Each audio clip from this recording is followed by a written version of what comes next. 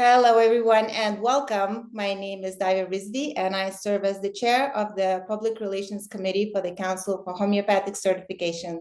I am so glad you could join us today for our CCH Happy Hour. The mission of the CHC is to advance the homeopathic profession by certifying individuals who meet and maintain high standards of professional and ethical competence in classical homeopathy. These happy hours are one way we work toward fulfilling that mission. Before we begin, a brief disclaimer: the views and opinions expressed by our speakers are their own, and we do not necessarily reflect those of the CHC. Also, just a couple housekeeping notes. You're welcome to ask questions by typing into the chat at any time during the presentation or by raise hand function at the end. Today's session is being recorded and will be available upon request. Today's chat is titled Wisdom from my Homeopathic Practice, and we are honored to have Dana Ullman with us today. Dana is one of America's leading advocates for homeopathy. He has authored 10 books, including The Homeopathic Revolution, Why Famous People and Cultural Heroes Choose Homeopathy, Homeopathy A-Z, Homeopathic Medicines for Children and Infants, Discovering Homeopathy, and the best-selling Everybody's Guide to Homeopathic Medicines with Stephen Cummings, MD. Dana also created an e-course, Learning to Use a Homeopathic Medicine Kit, which integrates 80 short videos averaging 15 minutes with his famous ebook that is a continually growing resource to more than 500 clinical studies published in peer-reviewed medical journals testing homeopathic medicines. This ebook combines the descriptions of these studies with practical clinical information on how to use homeopathic medicines for over 100 common ailments. This ebook is entitled Evidence-Based Homeopathic Family Medicine, and it is an invaluable resource. Dana has been certified in classical homeopathy by the CHC, leading organization in the US for professional homeopaths. He is the founder of Homeopathic Educational Services, America's leading resource center for homeopathic books, tapes, medicines, software, and correspondence courses. Homeopathic Educational Services has co-published over 35 books on homeopathy with North Atlantic Books. Dana also has a popular blog on Substack at danaullmansubstack.com. And with that, over to you now, Dana. All right. Let me open up the chat so if people have any questions, I'll see that. Hi, everybody. Indeed, hi. I want to begin by telling you one of my favorite quotes of all time. It's been attributed to Mark Twain, but so many things have been attributed to Mark Twain that may or may not be true. I think this is one of the true ones. And he said that there have been two very important days in every person's life: the day that you were born and the day you figured out why. So ultimately, we all know the day we were born. And for me, the reason I was born, I feel my path is the homeopath. And everything and all things homeopathic. And part of that comes from my family. My father was a pediatrician, and cosmically enough, he was an allergist. You know, that medical specialty that uses small doses of what a person's allergic to desensitize the person to the agent. And what people out there may not know is one of the three physicians to help create the American Academy of Allergy was a San Jose allergist who was a homeopath. And so it's somewhat cosmic that my father would be an allergist. And also cosmic that my father, like many Jewish fathers, gave their son, sometimes their daughter too, hopefully, a little medicine bag. Which, if you remember, included the stethoscope and that reflex thing that my older brother would take out of my bag and hit me with. Yeah. And it also had a little bottle of sugar pills in there. So I've been practicing and using those sugar pills ever since.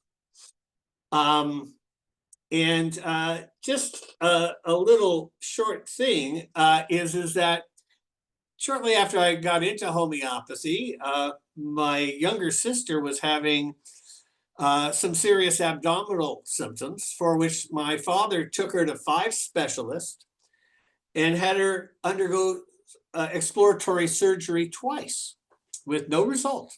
They couldn't figure out what was happening. So I finally asked her if she wanted to try homeopathy, and she said no. And this is like the only time in my life I've ever said, no, I'm not taking no for an answer. I mean, what our father has tried to do hasn't helped. Let's try it. So she begrudgingly said yes. And I interviewed her. And then a couple months later, I called her back, because she didn't call me, and asked her if there was any changes. And there was a little silence on the phone for a period of time, until finally she said, oh, I guess it went away on its own. And I said, what? It went away on its own? The homeopathic remedy had nothing to do with it? No, it didn't have nothing to do with it. It went away on its own. So this was a daily severe abdominal symptom that would happen several times a day for 2 years. So I didn't argue with her. I try not to do that, at least within the family. But the next time I went down to Los Angeles, where I grew up, I brought her file. And in front of our father, I said, look, here's the file of my interview with you. And here's the date I gave you the medicine. And then here's the date I called you up. And it was 2 months later, because, and my sister looks at me and says, 2 months? It seemed like it was 6 months. It was such a long time since I had that pain.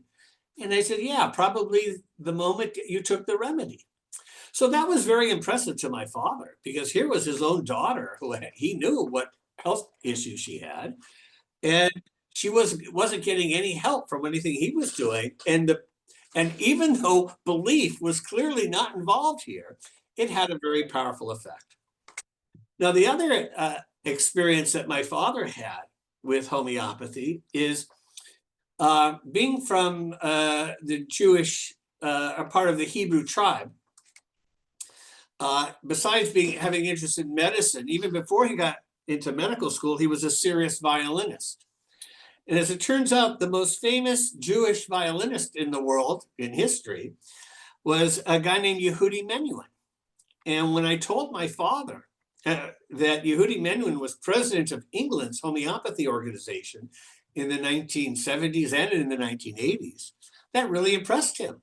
I mean, his own personal hero was involved with homeopathy. So that helped seal the deal, and having him tell our family that when we get sick, we should try homeopathy first, which was such a sweet thing for him to say. So he never became a homeopath, and he never prescribed any homeopathic medicines, but it was sweet that he was sympathetic. Now, and he ultimately even became professor emeritus at UCLA in pediatric allergy. So, and so I moved up to Berkeley to go to the university. And in my junior year, I began working at the Berkeley Free Clinic, and I began exploring a variety of alternative therapies. I wasn't in high school really interested in the sciences at the time, and I thought I would be going into some social science area. But yeah, I began taking free courses that were around in nutrition, and just the study of nutrition and even botanical medicine picked up an interest in anatomy and physiology and pathology, and that became practical for me, and I became really interested in that. And then I began to volunteer for the Berkeley Free Clinic, doing psych emergency, where we would man the phones and talk to people that were going through different emotional things or just loneliness things. And one of the days, someone put a sign up on the billboard inside the free clinic saying study group in homeopathy for me. And because I was studying different alternative things, I thought, I'll learn something about this. And it was started by a Stanford-trained physician named Bill Gray and a male midwife named Randy Neustetter. And in our first meetings, we basically had 3 physicians, 2 nurses, 2 yoga teachers, a dentist. And you may know some of these people, included eventually Lou Klein, Nancy Herrick, Roger Morrison, David Workington, who created McRepertory, Peggy Chipkin, myself, oh God, who else am I leaving out? But it's really a stellar group of people who, were, now, not all these people, in fact, not many of them were at our very first meetings, but Randy and Bill Gray and myself were in that early group. And, oh, and Nancy Herrick. How can I forget Nancy Herrick? All right. So I then graduated UC Berkeley at 75 and then really began more engaging in my practice. And I began teaching classes in homeopathy, 6-week type of things, one meeting once a week for 6 weeks. And of course, I was beginning to practice and after getting involved, starting the study group in 1973. By the time 1975 came along, after I graduated in like June of 75, I began to practice. And this was at the emergence of the holistic health movement, and a group of us were beginning to meet and concerned because some midwives were getting arrested. What can and should we do to prevent any arrests? And I began to meet with this lawyer who was a body worker and had a real interest in holistic health. And he was suggesting that we differentiate healthcare from medical care. And the way you do that is you don't diagnose or treat disease, you treat a person. And just before we were going to formalize a relationship and get more specific on how to do this, I was arrested.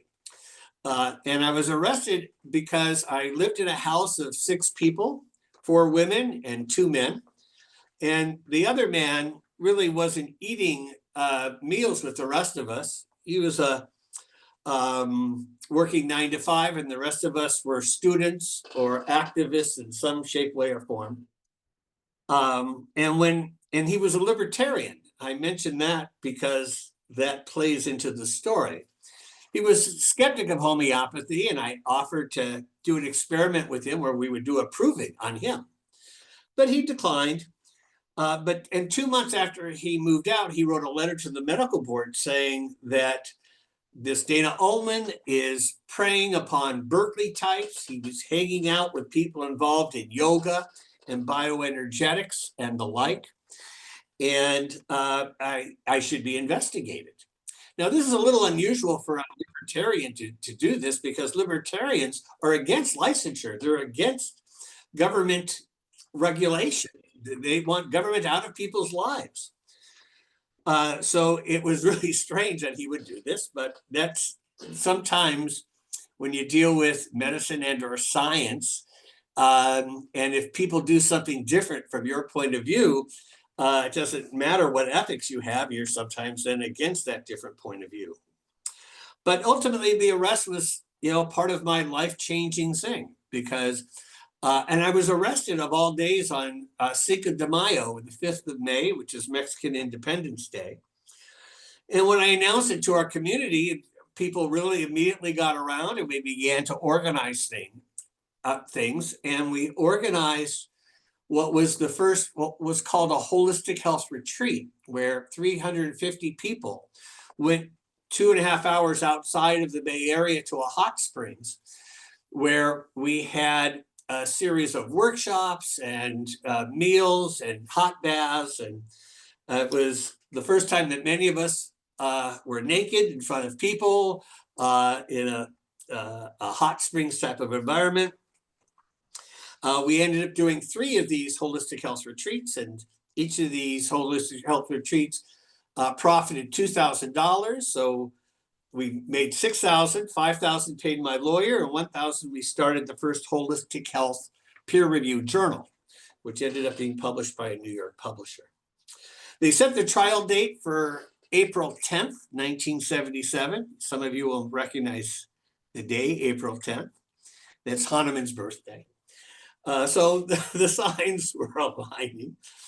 But a couple of weeks before the trial date, a settlement was reached where my lawyer met with the prosecutors, and we agreed that I could continue my practice as long as I provide health care, not medical care, in the way that I described, that I wouldn't be diagnosing their disease or treating a disease, I'd be treating a person. And then I would use a written contract that differentiates this, and then I would refer to doctors for the diagnosis and treatment of disease. So this is the first time in a court case that a contract, a legal binding agreement between the doctor or the practitioner and the patient would be engaged. And to this day, the first thing I do before I set up any time for a consultation is I send the patients this contract for adjunctive homeopathic care. And anyone that wants access to this, I can and will provide it, but I do have one stipulation, that you request this when you order at least one book from my company. So go online if you're interested in this, see what book might be interesting to you, and I'll send it to you with pleasure. And I give you my permission to copy it as needed and tweak it as needed to your own needs. So part of my early training, let me see that. Ultimately, my training in homeopathy was Hahnemannian and Kentian, though we were influenced also greatly by Whitmont, who would sometimes come to California to visit his daughter, by Catherine Coulter, who is Harris Coulter's wife, and Vitholcus. And I was actually the person to organize the first major conferences that Vitholcus gave in America, which are in San Francisco. We had him speak at Stanford. We had him speak at UCSF. And then he did a 5-day intensive series of workshops in Golden Gate Park's National Academy of Sciences Museum. And that was a liftoff for the whole the modern homeopathic community that took place. And that was, golly, that was in 1978. Now, while that was happening, because this was after my arrest, I was not practicing. I had decided in 1977, after winning the court case, to enroll at UC Berkeley School of Public Health, because I knew I wanted some graduate degree. And I thought I'd spend my life and career not necessarily practicing homeopathy, but working to educate people about homeopathy and to work in health policy arenas. And that was going well for a while. I wasn't practicing. I was writing books, ultimately 10 books to this day. And I began working with North Atlantic Books. That's Richard Grossinger, who was open to publishing books on homeopathy. And I gave him the first book I wanted to publish was a modern edition of Kant's Philosophy. And the second book we published was Whitmont's Psyche and Substance. I was collecting articles that he had written in homeopathic journals from about 1955 to 1958. I mean, they were just such incredible articles about materia medica, and got his permission. And then he wrote, an introduction to it. We published Harris Coulter's book on homeopathic science and modern medicine.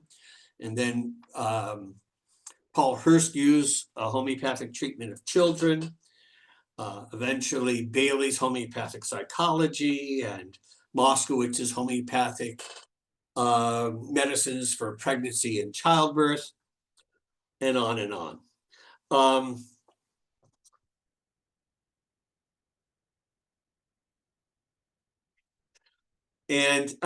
Now the type of homeopathy that we were taught in those days was Hahnemannian, but probably more Kentian. We were into more higher potencies. We were into single doses. We were into constitutional types. But then, of course, we would learn more like about bowel nosodes. Many of us became quite interested in those. And, to this day, I find the bowel nosodes helpful in certain stages. And as it turns out, the agent who ultimately arrested me, he came to me and he had eczema, for which he said he got treatment. When I asked him what treatment, he said x-rays. And then he also had a chronic runny nose.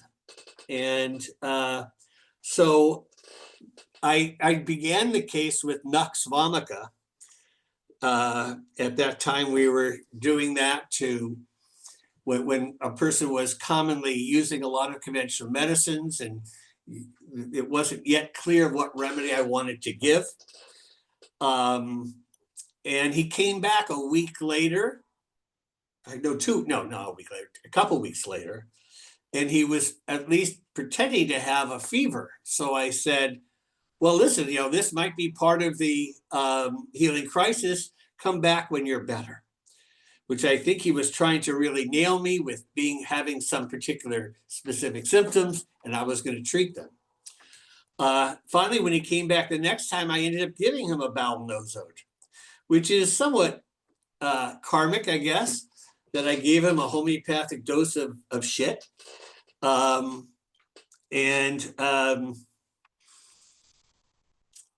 There's somehow some humor in that.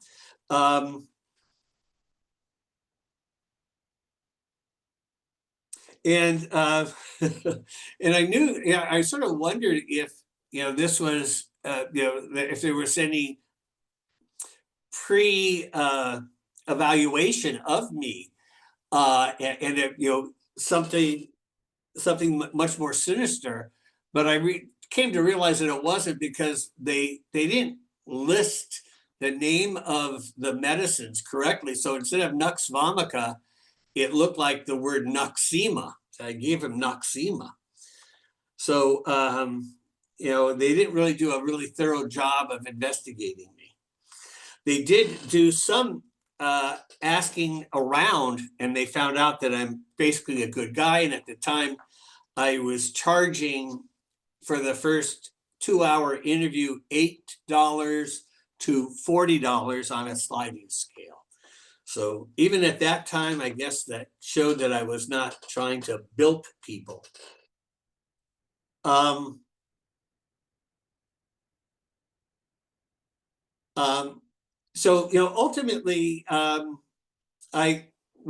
when I got married in '89, I still did not engage in practice. It wasn't until my son was about 10 years old, 1999, that I realized I needed to get back into practice. And I began studying again and went back into practice, and have done so on about a half-time basis, because I spend a fair amount of time writing various things. And 95% of my patients are given a single remedy. I generally give a dry dose and a wet dose.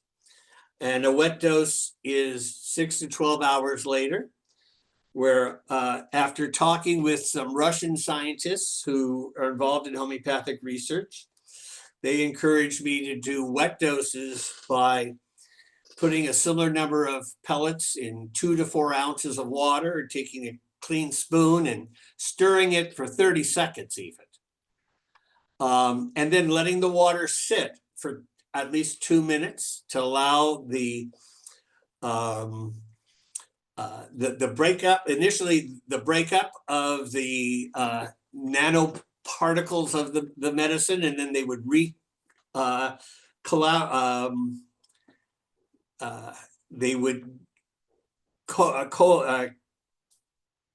what's the word I'm looking at?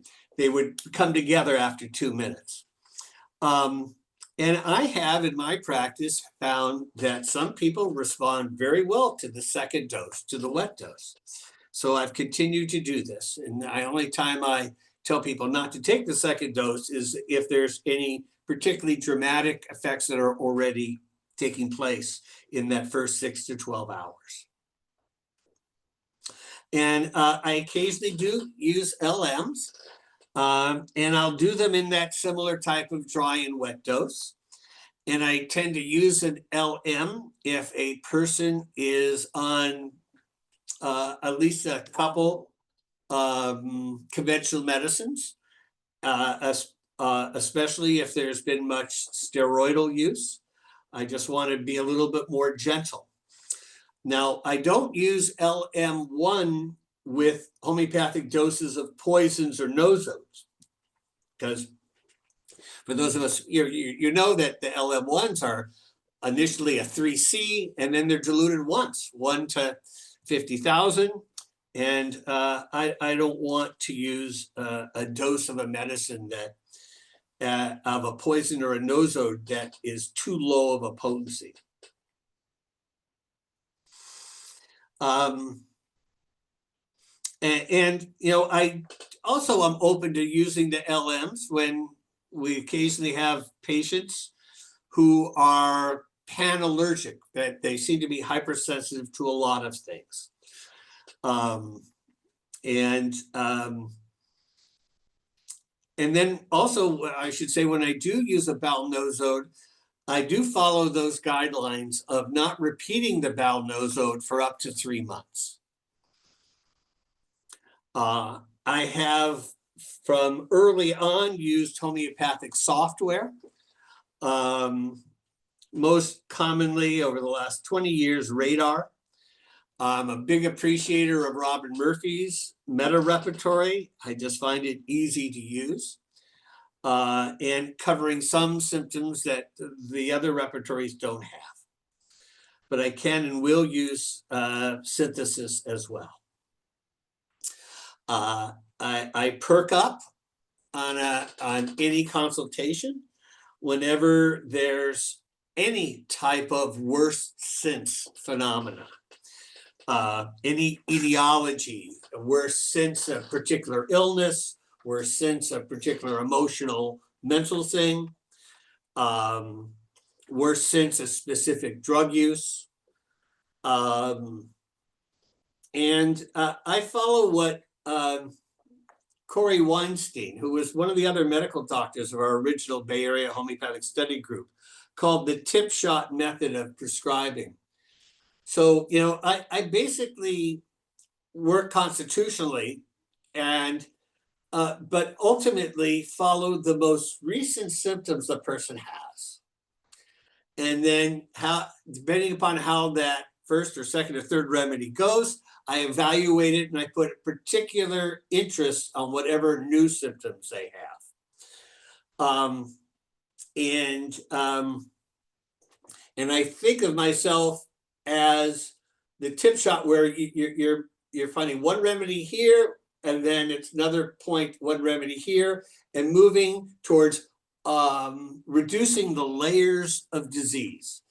And I think of a miasm as a layer, and I may have a different point of view than some of you out there, but I ultimately think that any previous disease can be a layer if it's not really finished in the healing process.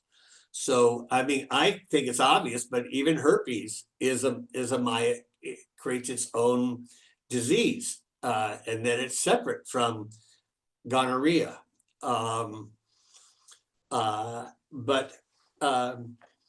And I also do believe that, you know, some people don't adequately metabolize certain drugs, and sometimes giving a homeopathic dose of a drug is important.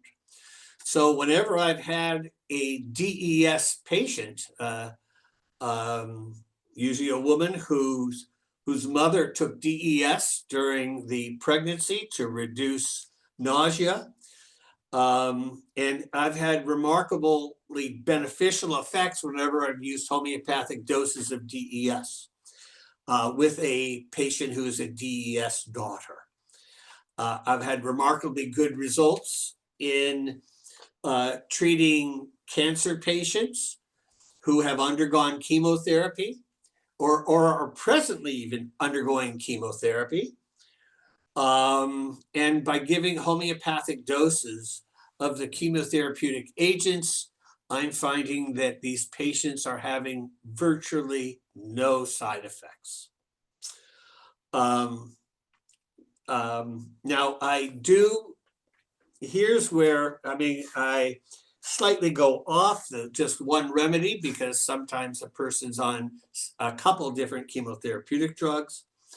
And then at other times of the month, I'll prescribe a remedy based on the pathology of the person, and work towards a constitutional remedy. But until the pathology is reduced, I base my prescriptions on whatever symptoms the person's having at the moment. My own general thoughts about mind and body also may be a little different than some of you. As much as I was taught as a Kentian the importance of mental symptoms, and they still are very, very important to me, I often find that the psychological symptoms of patients are the result of some of the physical pathology people have. This is really evident in women who are going through their menstrual cycle, because clearly the menstrual cycle is playing out the emotional state. So just like we know in Chinese medicine, where the liver meridian is related to anger, that the kidney meridian is related to fear, that the lung meridian is related to depression, because you're feeling depressed respiration, that the connection of mind and body is that as much as the mind can create the body absolutely can create mental symptoms. And I see this often when I even prescribe a homeopathic dose of a drug that a person had a bad reaction to, and it influenced both mind and body.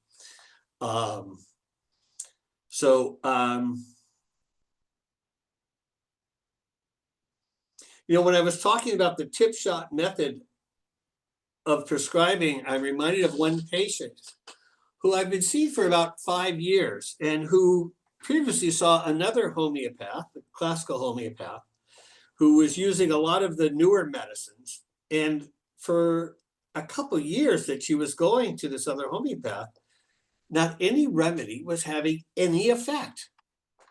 And I was surprised to hear about this myself, but I was just prescribing for her. And then ultimately her father and her husband and her son. And I found I was doing the tip shot method. Whatever her symptoms were, I would prescribe based on them. And virtually every single remedy. Well, first I should say that this woman is remarkably good at observing whatever symptoms she has, and had an incredible memory for idiosyncratic symptoms that she was experiencing. And I'd give her the remedy, and you'd see dramatically how it would improve that. I just couldn't imagine doing any better.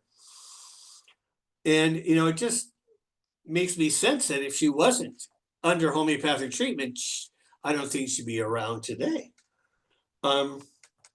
So ultimately, I am a bit of an old style classical homeopath, in that, I use a lot of the major polycrest remedies, but I'll use lesser known remedies when, the repertories really bring things out. I ultimately repertorize virtually all my patients. Some of my faves are good old arsenicum, nitromyr, lycopodium, silica, phosphorus, sulfur, sepia, lachesis, calcarea, pulsatilla, nux, sulfur, staphysagria. These, I have remarkable stories from each of these. One of the things that I know some of you today are seeing more of dementia. And I want to remind you about the importance of lycopodium here.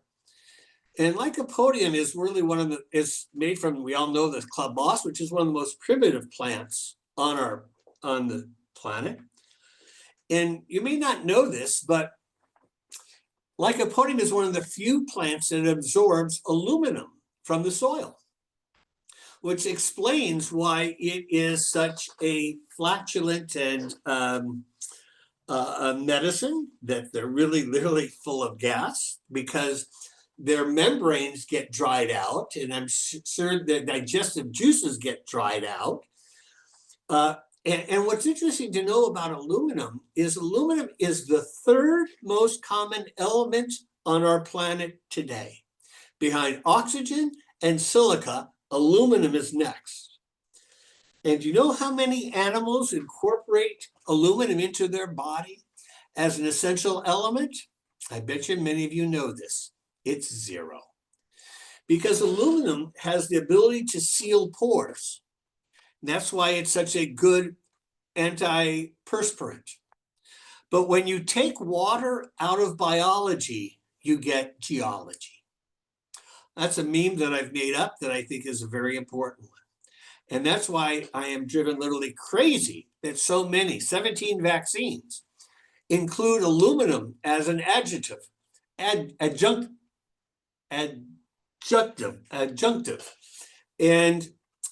so I just wrote a blog about this last month, and there's a huge difference between ingesting aluminum and injecting aluminum. Because when you ingest small amounts of aluminum, it has a means of getting out of your body. But when you inject it into the soft tissue, it's a much more difficult and longer and more challenging process.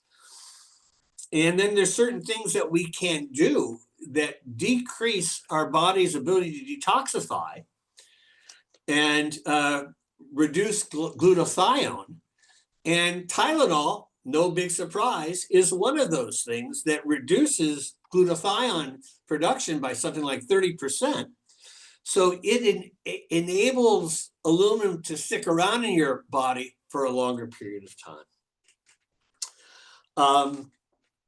And one of the other key remedies I've found in dementias is good old hyoscyamus.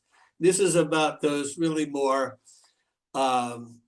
challenging and problematic dementias where the person ultimately curses a lot and likes to get naked and do sexually suggestive things.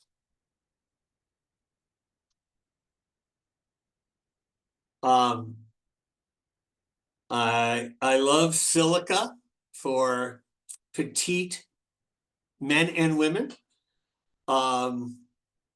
Usually either undernourished or their body is malabsorbing. Usually with weak fingernails, either they break easily or they bend. But I also think of them as a diamond in the rough. These are people that often have pretty good superpowers, mental superpowers, to do some great things. But because they are inadequately nourished and malnourished because of the poor absorption, they're not fulfilling their real potential.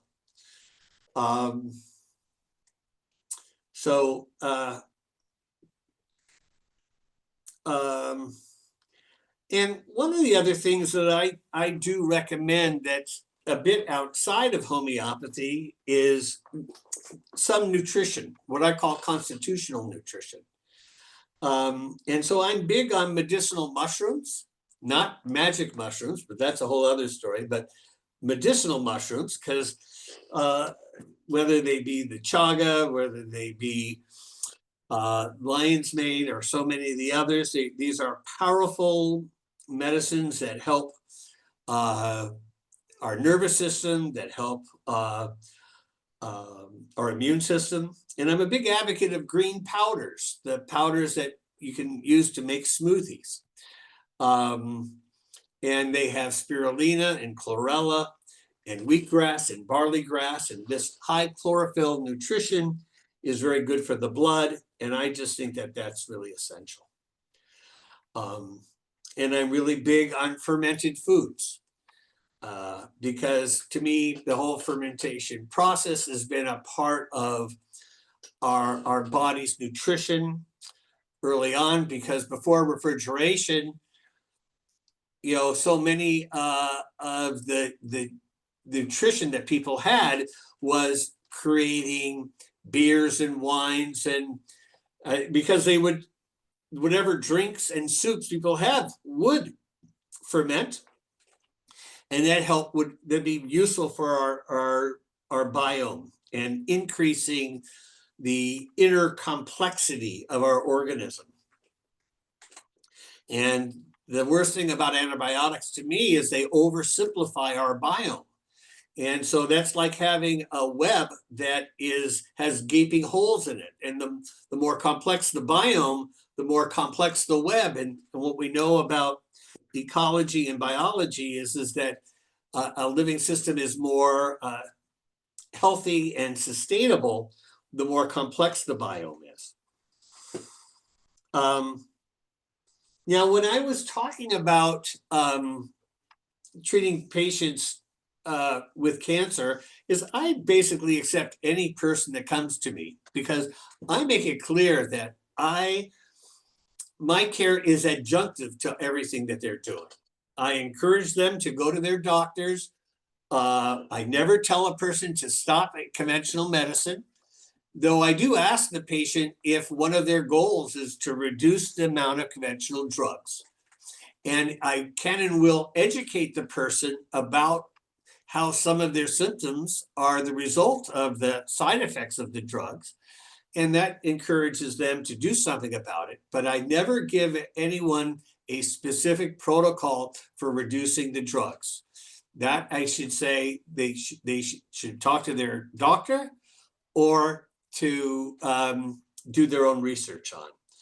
I do that for legal reasons, and I know this is a tad tricky, but it's a way to reduce some risk for these things. Now, the best book on homeopathic treatment of cancer is a book that's presently not available because it's being reprinted in a new edition. And it's a French oncologist book, last name B-A-G-O-T. And I've met him several times. He's done fabulous work. And because of his work, it's amazing, but a survey was done in France. And in this one province in France, 10% of the oncologists use homeopathic medicines in their practice, and 50% of oncologists refer their cancer patients to homeopathic doctors. So this is an elaborate text that tells you how to use homeopathic doses of some of the chemotherapeutic agents, but other ways to be treating them as well. I am an appreciator of Robin Murphy's repertory and his Materia Medica. I appreciate Roger Morrison's books, his desktop guide and desktop companion, as well as his newest book on volume 1 of clinically verified symptoms. I love some of the Materia Medica of Peter Chappell, Emotional Healing with Homeopathy, Philip Bailey, Homeopathic Psychology, Whitmont. I really love Vermeulen's work, who I call a modern day Boricke. I love Michael Frass's book on emergency medicine and intensive care, which covers a lot of very serious types of hospital-based type of things. I don't use it very much, but I have used it and found it remarkably helpful. The best detailed book on first aid is called First Aid with Homeopathy by Ratera, R-A-T-E-R-A. And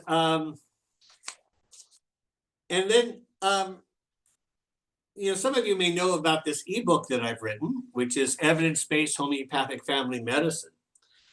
And I don't use that much in my practice, but when I'm writing articles or I'm giving a presentation, it's really wonderful to have this so that I can, if I'm giving a talk on pediatrics or earaches, I just go to certain chapters and you can see that some of the key studies that have been published in conventional journals. And then, you can, I also provide some materia medica, but when I ever discuss more serious diseases like any heart disease or cancer or even fatigue, I don't give any remedies. I just talk about whatever research there is. On these more complex conditions, there's no way you could provide a summary of materia medica there. But that ebook is now 750 pages. And it's a remarkably good resource for, like I said, whenever I'm writing or speaking on a subject. And to be honest, one of the ways that I've grown my practice is by writing and by speaking. And I encourage people to do this, not just to educate people, but to grow your practice. And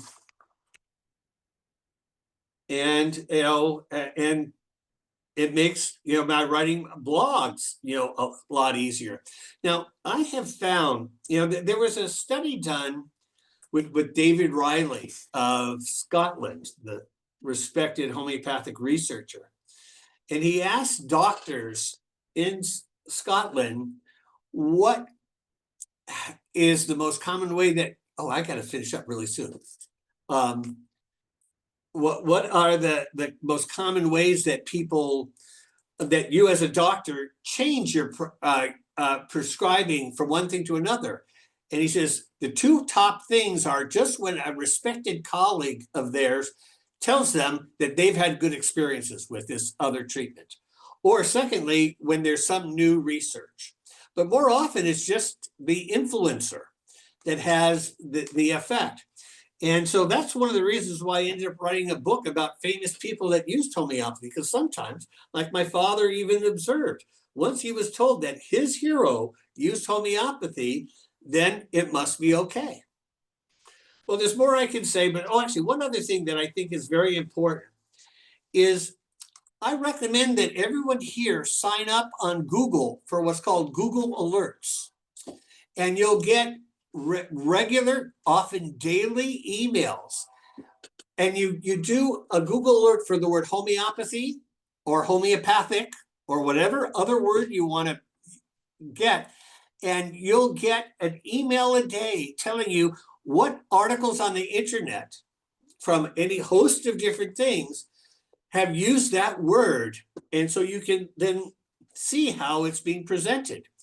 And what I do with that is if ever I see it's in a popular source, and if they have a letters to the editor section, then I then write a letter. So by doing that, you'll see my letter, add your own words of support to it too. Well, I don't want to go anymore. I want to be open to whatever questions. So which ebook? It's called Evidence-Based Homeopathic Family Medicine. It's at my website at homeopathic.com. And it's like I said, 750 page. And then when you get, when you sign up for it, you get a 2-year subscription. Every 6 months, I send you a new version of the entire ebook. And then to resubscribe after those 2 years, instead of it being $100, it's $50. Any other questions? Yes, please unmute yourselves if you want to ask a question. Marina has a question in the chat. Can you see that, Dana? I'm beginning to scroll, but someone did a Amazon. Oh, I see Amazon. Okay. Yeah, I just put the link for that cancer. Oh, wow. Do they even? Oh, yeah. Yeah. I can't imagine. Okay. Shelley asked about the ebook. How do you manage side effects? Hold on just a second. I'm not seeing the whole email. Do you want me to read the questions? Side effects of radiation. Yeah. I mean, I do use, well, first of all, one of the things that happens that more often than radiation, I use X-ray, sometimes radium bromide. And then I also use, for people that are undergoing some of the scans, gadolinium, which is the metal, GADOLONIUM. I think that's the way it is. But that's one of the contrast dyes, and it's extremely toxic. And in fact, many people that get used to it, you need to. That's another example of, once it's in your system, one of the great things about homeopathy is, with surgical precision, by giving a homeopathic dose of it, you can have a very powerful effect. And one of the things I haven't said is I am a big user of 1Ms. That's the most common potency I give to people. And I feel like you get the biggest bang for the buck. And I will even do that on patients that have serious illnesses. The only time I won't is if a person is on a bunch of conventional medicines, or has any significant history of steroidal use. Then I start smaller or lower. Yeah, why don't you read me any other question?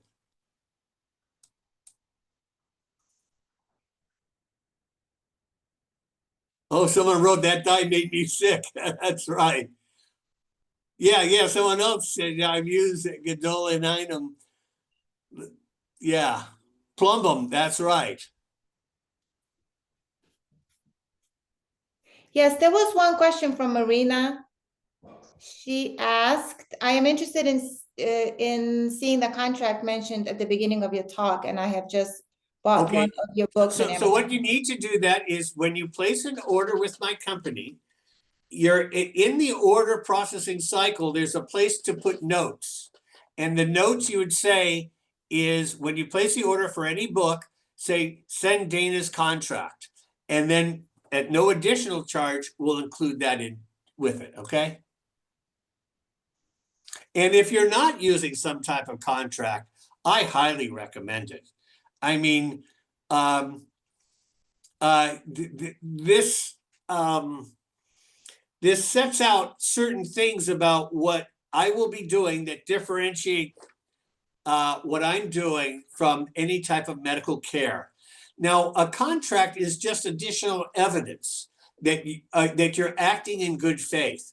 And some prosecutors, a prosecutor can arrest you no matter what, but you reduce the chances of them messing with you when you're showing good faith efforts. You have to make certain you're not calling yourself doctor this or doctor that, unless you are a doctor. And if you're a PhD in a non-health area, then you're not. It's not recommended in a healthcare relationship to call yourself, or have your patients call yourself doctor.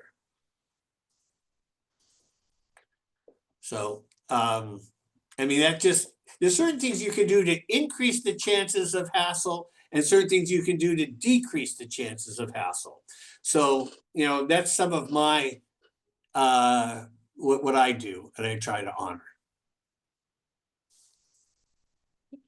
Thank you very much. I'm an MD, so do I need that kind of contract? She's in where? I'm a practicing MD. I'm a practicing physician. So I need to actually you don't need that kind of contract. But if you avoid, don't recommend vaccines, or if you're not recommending certain drugs, it might be in your benefit to inform patients that people that come to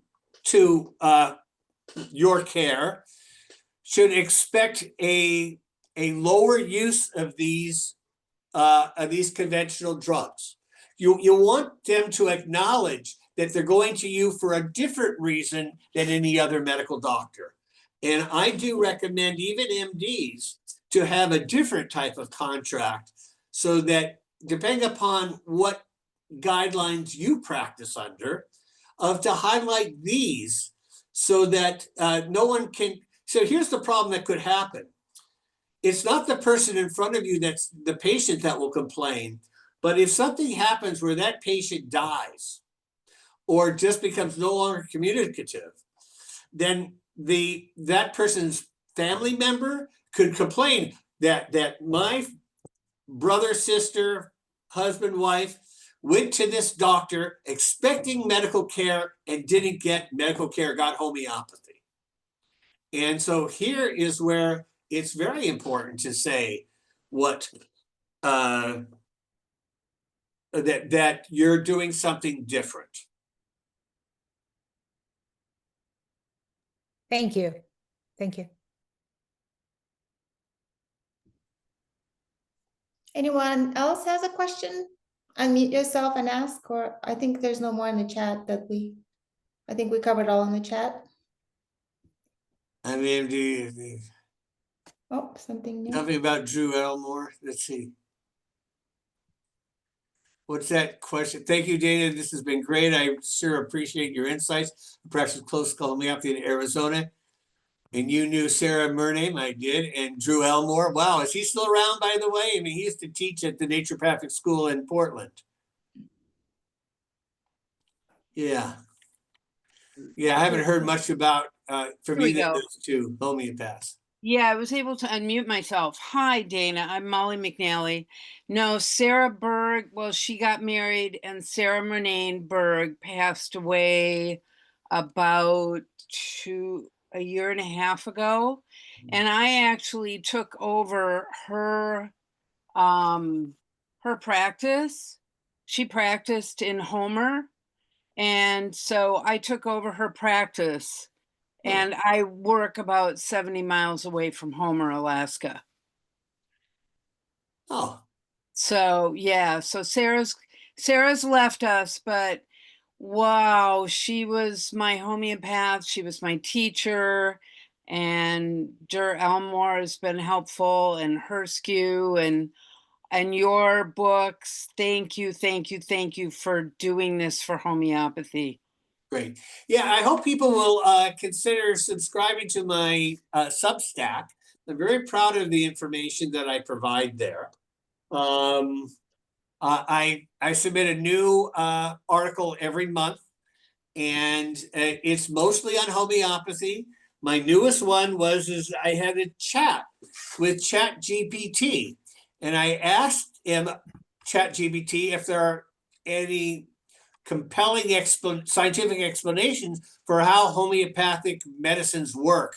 And it gave me a wonderful, sophisticated series of explanations.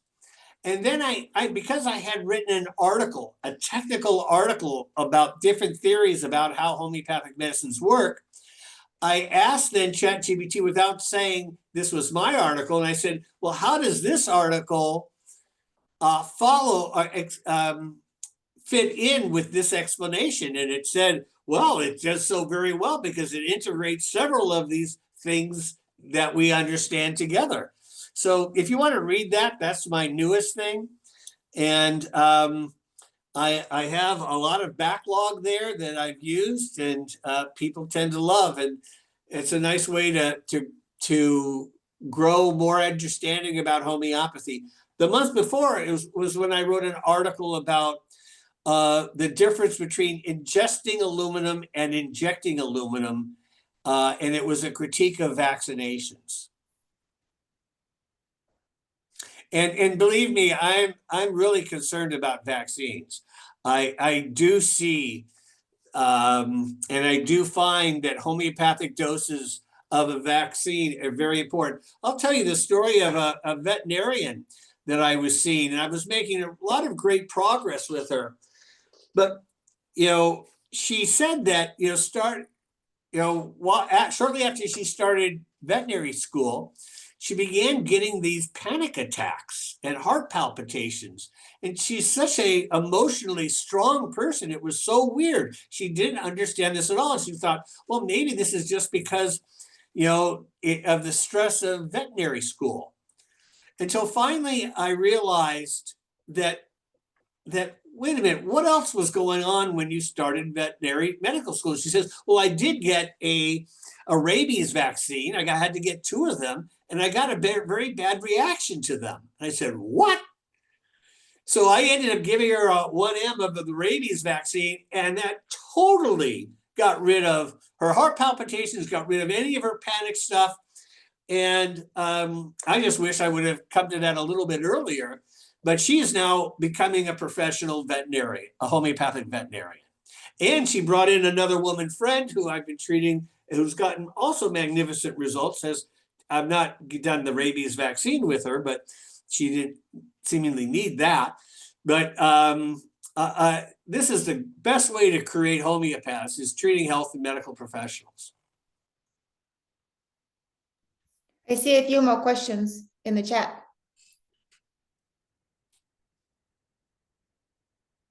Talking about the elephant in the room vaccine side effects. Yeah, really. That is the elephant in the room. And one of my source of potentized vaccines and drugs. And by the way, I hope you all know that there's a difference between using a nosode of, let's say, tetanus versus the tetanus vaccine. So if a person's had a bad reaction to the vaccine, don't give the tetanus nosode. You got to give the tetanus vaccine. So Hahnemann Labs I commonly use, and I also use I&E. I&E was also my source for some of the COVID medicines, but you'll never hear me say that publicly. You'll never hear me say that publicly. And, over the years, I mean, not only can you get, Moderna, Pfizer, J&J, but you can get the different variants of the COVID, but they have not had a new COVID variant for 3 years. But, the bottom line, once again, if you have a patient with long COVID, sometimes, and most often it was from the Delta variant, sometimes the Omicron, but much more often the Delta, or sometimes the original. You can get the original, you can get Delta, and you can get some of the different Omicrons. Would you say, Dana, would you say the long COVID is really just vaccine injury? No, I think because this is a man-made pathogen, that it's not just the virus itself is tweaked so that it is a new virus. And anytime there's a new virus, the body, until there's, a new virus will create more problems initially. And then the bottom line is just time will allow us to get why am I spacing out of the name? The group immunity. And so, and by the way, one of the things that I'm hot on, and I know this isn't classical homeopathy, but I have found such great results with the 9C of thymulin.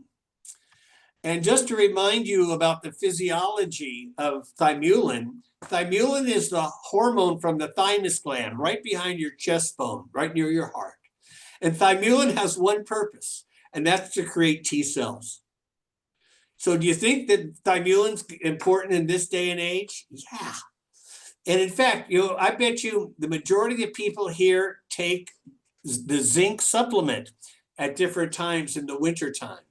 And the reason why you take zinc is zinc helps your body create thymulin. But I have found, I have a protocol where I tell patients to do the 9C, 1 dose a week during the late fall, winter, and early spring months. But if you develop any symptoms of a virus, to take it 4 times a day, and then to use the individually chosen remedy along with it. And 9C is around the dose that the body creates of it.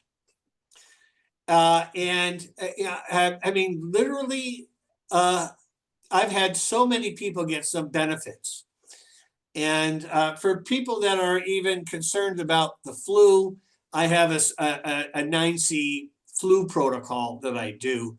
But to be honest, the media puts so much fear mongering around the flu, and they don't tell you, but whenever they give statistics about the flu, they add in all the deaths from bacterial pneumonia.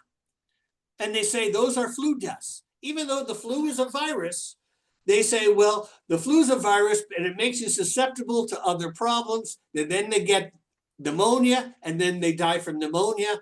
But that doesn't always happen. People just sometimes go straight into pneumonia without a flu. And it's a way of them inflating numbers. And every year for the past 25 years, the media has been hyping the flu vaccine, putting fear about the simple flu.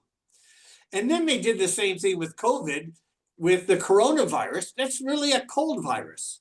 It's a common cold virus for which they've never been able to create any vaccine for.